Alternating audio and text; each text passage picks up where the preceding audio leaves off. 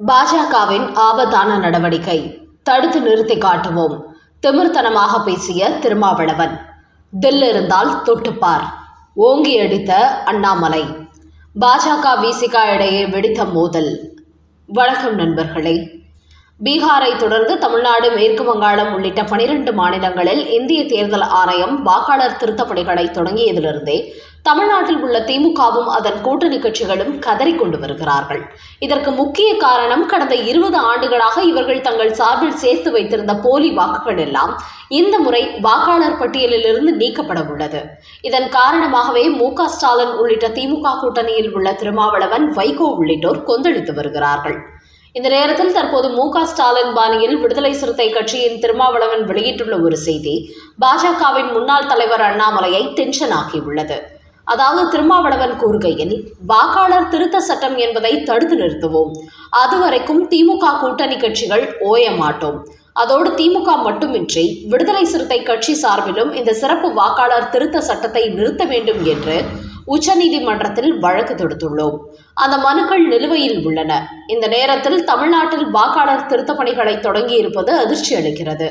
பாஜகவை பொறுத்தவரை பீகாரில் தில்லுமுள்ளு செய்து வெற்றி பெற்றார்கள். அதையடுத்து இப்போது தமிழ்நாட்டுக்குள் வந்திருக்கிறார்கள். தேர்தல் ஆணையத்தை தங்களது கைப்பாவையாக வைத்துக் கொண்டு இவர்கள் வெற்றி பெறுகிறார்கள்.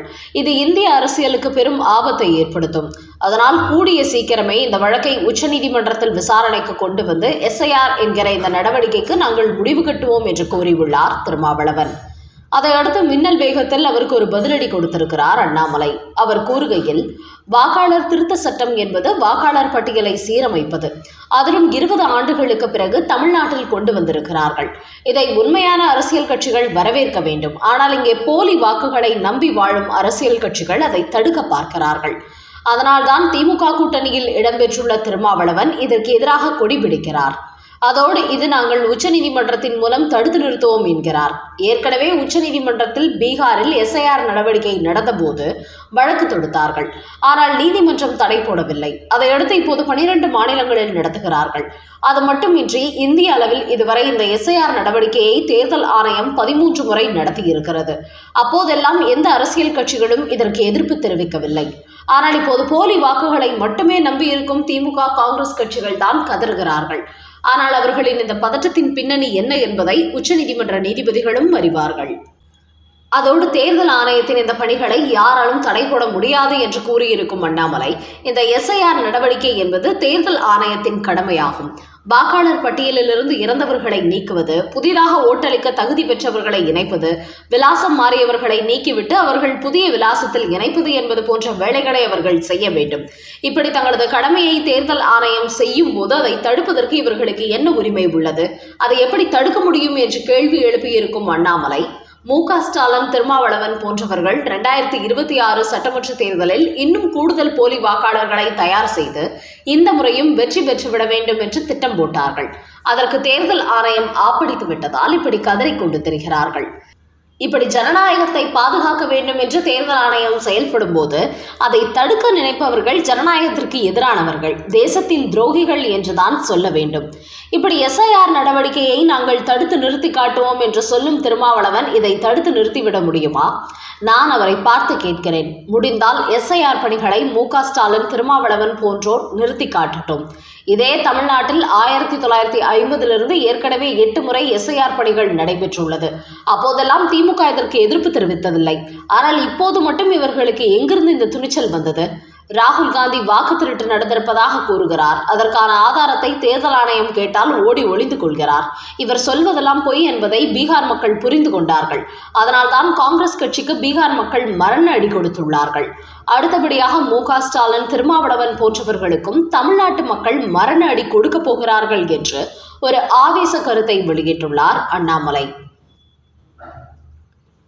அடுத்த செய்தி, மு.க. ஸ்டாலின் தூக்கி அடிக்கப் போகும் பாஜக. தமிழகத்திற்குள் இறக்கப்பட்ட முக்கிய நிபுணர்கள். அமித்ஷாவின் பெரிய பிளான், பெரிய வாக்குறுதி. கதறப்போகும் திமுக கூட்டணி. பீகாரை தொடர்ந்து மேற்கு வங்காளத்தை நோக்கி குறிவைத்துள்ள பாஜக இன்னொரு பக்கம் தமிழகத்தை நோக்கியும் திரும்பி இருக்கிறது. குறிப்பாக மத்திய அமைச்சர் அமித்ஷா தமிழ்நாட்டில் மிகப்பெரிய அளவில் இந்த முறை கவனம் செலுத்தப் போவதால் சில தேர்தல் வியூக நிபுணர்களை தமிழகத்துக்கு அனுப்பி வைத்திருக்கிறார். தற்போது தமிழகத்தில் அரசியல் எப்படி உள்ளது, மக்களின் மனநிலை எப்படி இருக்கிறது, திமுகவை வீழ்த்த எப்படிப்பட்ட அரசியலை பாஜக கூட்டணி முன்னெடுக்க வேண்டும் என்பது குறித்து தனக்கு ரிப்போர்ட் கொடுக்குமாறு ஒரு டீமை அனுப்பி வைத்திருக்கிறார்.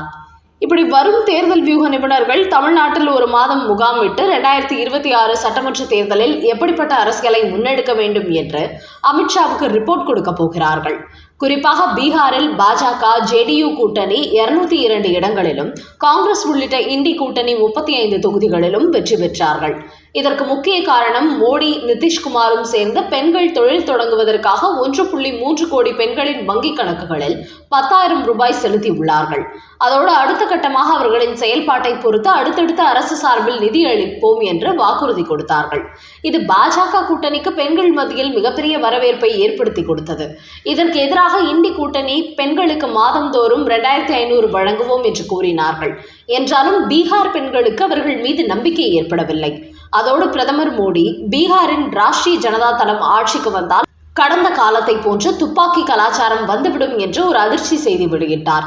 இது பீகார் மக்களிடையே பெரும் பதற்றத்தை ஏற்படுத்தியது. இதற்கெல்லாம் மேலாக பாஜக கூட்டணி 125 யூனிட் வரை இலவச மின்சாரம் அறிவித்தார்கள். இதனால் கிராமப்புறங்களில் உள்ள மக்கள் மின் கட்டணம் செலுத்த வேண்டிய அவசியம் ஏற்படாது.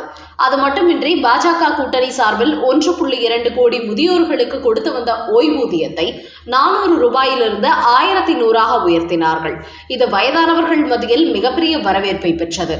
அதன் காரணமாகவே பாஜக கூட்டணி பீகாரில் யாரும் எதிர்பாராத அளவிற்கு மிகப்பெரிய வெற்றி பெற்றது. தமிழ்நாட்டிலும் மக்களின் பிரச்சனைகள் என்னென்ன, குறிப்பாக பெண்கள் மத்தியில் எப்படிப்பட்ட வாக்குறுதி கொடுத்தால் அவர்களின் அபிமானத்தை பெற முடியும் என்கிற கோணத்தில் தான் தற்போது அமித்ஷா அனுப்பியுள்ள தேர்தல் வியூக நிபுணர்கள் ஆராயப் போகிறார்கள். அதனால் 2026 தேர்தலை ஒட்டி பாஜக சார்பில் இதுவரை இல்லாத அளவுக்கு அதிரடியான வாக்குறுதிகளை வழங்குவார்கள் என்பதோடு பெண்களை முன்னிறுத்தி பல முக்கிய திட்டங்களை அறிவித்து அவர்கள் வங்கி கணக்குகளில் பணமும் செலுத்துவார்கள் என்பது தெரிய வந்துள்ளது. ஏற்கனவே மு.க. ஸ்டாலின் பெண்களின் வாக்குகளை இலக்காக வைத்து மாதந்தோறும் 1000 ரூபாய் வழங்கி வருகிறார். அதோடு இலவச பேருந்து விட்டுள்ளார். இந்த நிலையில் மு.க. ஸ்டாலினை அடித்து தூக்கும் வகையில் அமித்ஷா பெண்களுக்கு அதிரடி வாக்குறுதி கொடுத்தால் பீகாரை போலவே தமிழ்நாட்டு பெண்களும் பாஜக பக்கம் திரும்புவதற்கான வாய்ப்பு அதிகரித்துள்ளது. அதனால் பெண்களுக்கு மாதந்தோறும் திமுக அரசு 1000 ரூபாய் வழங்கும் நிலையில் டெல்லியில் பாஜக அரசு கொடுப்பது போல் தமிழ்நாட்டிலும் 2,500 கொடுக்கப்படும் என்று பாஜக சார்பில் வாக்குறுதி கொடுப்பதற்கும் திட்டமிட்டு வருவதாக கமலாலய வட்டார தகவல் தெரிவிக்கிறது. அது மட்டுமின்றி பெண்கள் தொழில் தொடங்குவதற்கு சில திட்டங்களை அறிவித்து அவர்களுக்கு முதல் கட்ட முதலீட்டை வழங்குவதற்கான பணிகளிலும் பாஜக ஈடுபடும் என்றும் கூறப்படுகிறது. அதனால் இந்த முறை மு.க. ஸ்டாலினுக்கு டெல்லி பாஜக மிகப்பெரிய அளவில் டஃப் கொடுப்பார்கள் என்பது தெரிய வந்துள்ளது.